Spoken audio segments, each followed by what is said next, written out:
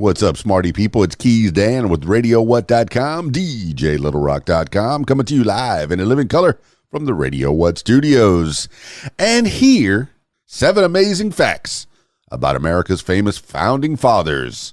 Interesting facts. Few figures loom as large in American history as the founding fathers. Although wrapped in myth and shrouded in legend, these leaders lived fascinating lives, molding a fractious colony into a new nation. Although their stories have been meticulously detailed through their own writings as well as centuries of biographies and classroom textbooks, not everything about them is well known. Which famous general lost more battles than he won? Which 2 founding fathers died on the same day? Which one invented a strange musical instrument? Here are 7 little-known facts about the men who created a nation. Number 1, John Adams and Thomas Jefferson died on the same day. John Adams and Thomas Jefferson, bitter political rivals at times, close friends, died on the very same day, July 4th, 1826. 50 years after signing the Declaration of Independence. The 2 were the last surviving of the original revolutionaries who helped forge a new nation after breaking with the British Empire. During their presidencies, the 2 diverged on policy and became leaders of opposing political parties. But at the urging of another founding father, Benjamin Rush, around 1812, Adams and Jefferson began a correspondence that lasted the rest of their lives. On his deathbed at the age of 90, Adams' last words were reportedly, "Jefferson still lives." But he was mistaken. Jefferson had died 5 hours earlier in Monticello, Virginia. Number 2, James Madison was the shortest president in U.S. history. Although James Madison's signature doesn't adorn the Declaration of Independence as the nation's 4th president and chief architect of the Bill of Rights, he is widely regarded as one of the most influential founding fathers. Madison had a large impact on early U.S. history, even though he is also the country's shortest president thus far. Standing at just 5 feet 4 inches tall, that makes Madison a full foot shorter than America's tallest president, Abraham Lincoln.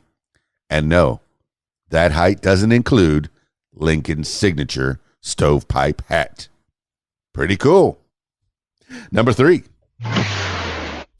John Hancock was accused of smuggling.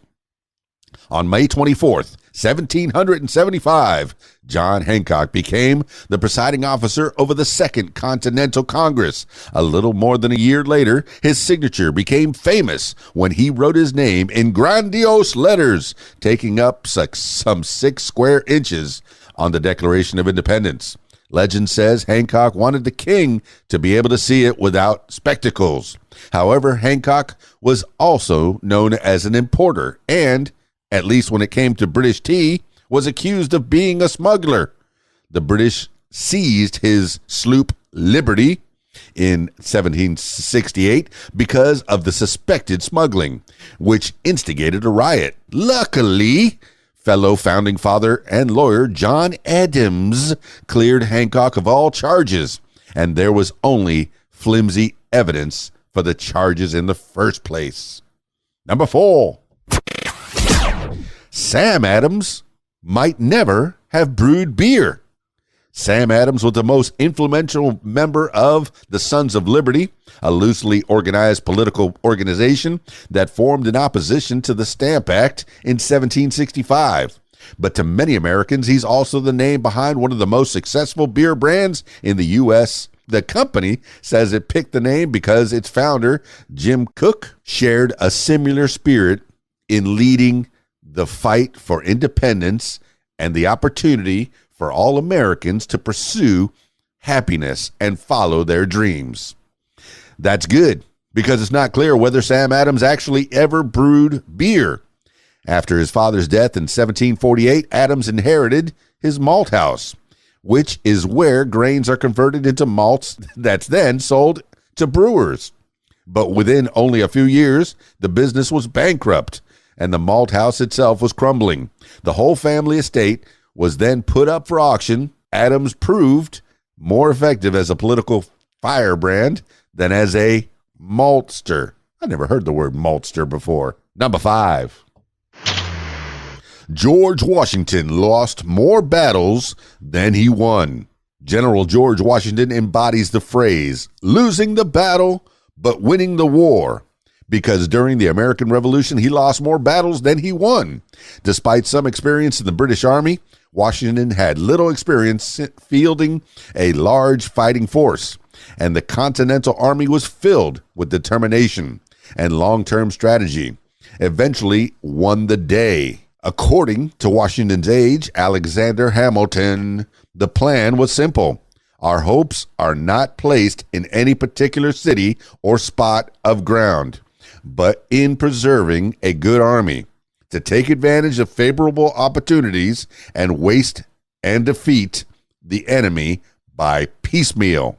Washington, also aided by competent generals such as Nathanael Greene and assisted by the French Navy, decisively ended British ambitions in the colonies at the Battle of Yorktown in 1781. Number 6. Benjamin Franklin invented a musical instrument used by Mozart and Beethoven. In the mid-1700s, while serving as a delegate for the American colonies in Europe, Benjamin Franklin experienced a popular musical performance, Singing Glasses. Singing Glasses?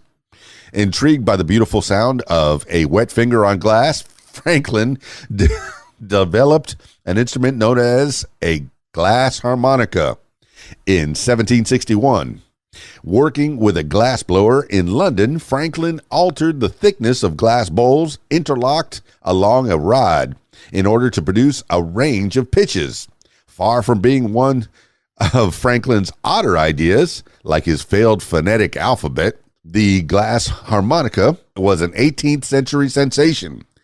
Some of the era's greatest composers, including Wolfgang Amadeus Mozart, Amadeus, and Ludwig van Beethoven, a bit of the Ludwig van, wrote music for the instrument. However, it was largely forgotten by the 1820s. Many musicians complained of dizziness and other symptoms after playing it, with some blaming lead poisoning or the instrument's vibrations as the cause.